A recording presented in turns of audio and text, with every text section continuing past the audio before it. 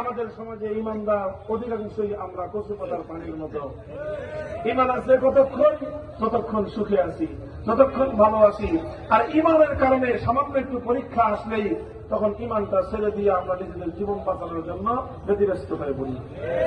এই জন্য আল্লাহ বলেছেন, তুমি যদি মুক্তি চাও, তুমি যদি মহাসৌভাগ্য চাও, আল্লাহর এই জমিনে থেকে আল্লাহর পক্ষ থেকে প্রেরিত নূরানী ফেরেশতাদের অভয় বাণী আর সুসংবাদ বার্তা যদি তুমি পেতে চাও, তাহলে তোমাকে আল্লাহকে রব বলে ঘোষণা করে ক্ষান্ত হলেই চলবে না, বরং মৃত্যুর আগ মুহূর্ত পর্যন্ত অটল এবং অবিচল থাকতে হবে। আল্লাহ আমাদের সকলকে তৌফিক দান করেন।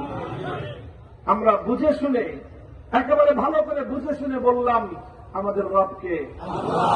আমি বলছিলাম শুরুতেই আপনারা বলেছেন, সবাই বলছি আমাদের রবকে, না বুঝে বলছিলেন। আজকে থেকে বুঝলেন রব বলার অর্থ হল বিধান